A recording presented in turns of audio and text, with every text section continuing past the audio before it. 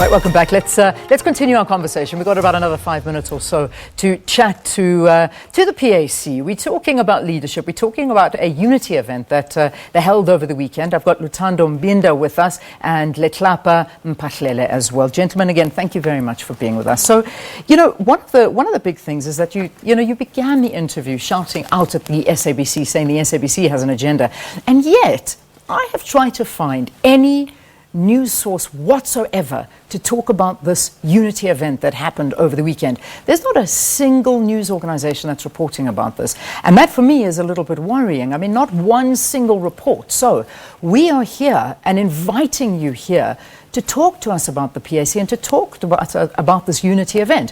What happened there? How did it go? Well, unity is not an event, it's a process.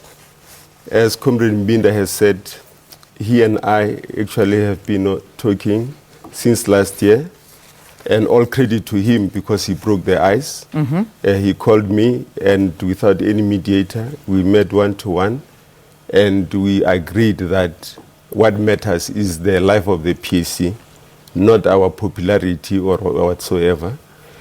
So yes, over the weekend, we met for the second time. Where did the meeting take place? It was in Benoni. Okay. Yes, it was in Benoni for the second time, because in April 21st, we met for the first time.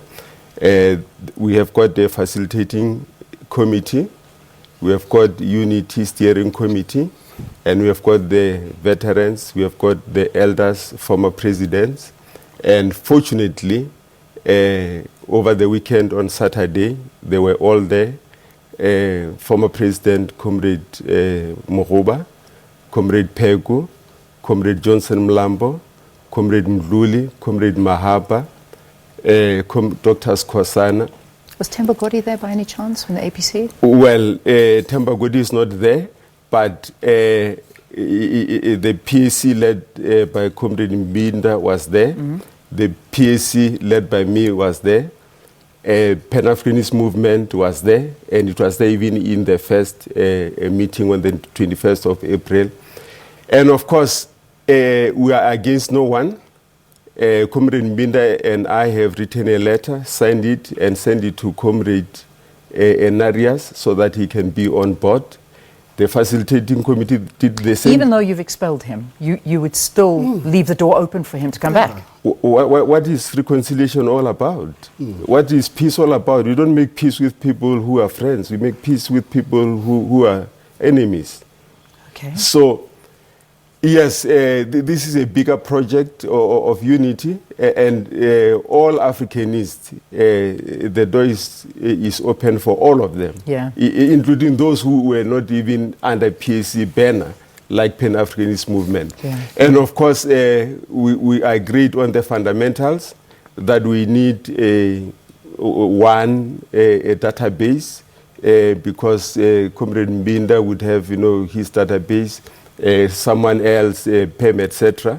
And we are going to work towards a big Africanist Indaba or Imbizo as a prelude to an elective Congress. Well, there we go. And the reality is that we have the 2019 elections coming up, and this is obviously all in the ability to create one unified PAC, if at all possible, because over the years, and it's an organization that is over 50 years down the line, and from having a great following, the PAC has diminished over the years into a party that unfortunately has been torn apart by internal struggles and breakaways.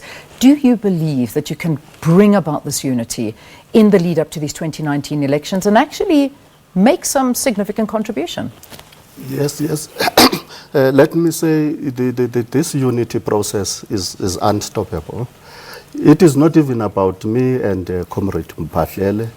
The members and the supporters of the PAC, including all those who are interested in seeing the PAC growing, like yourselves, obviously they want a united PAC. As you could see now, that everybody now is just following the policy directives of the PAC, even if you look at the land issues and everybody. Although it used to be like a joke in the past, everybody now understands that without the restoration and the returning of land back to the indigenous people, then there is no freedom, more especially to the poor of the poorest. So, and people understand the suffering, and there is no better way, even for us as the members of this party and the leaders of this party, to thank the founder members, including Sobukwe. You must remember that this is a year of Robert Sobukwe.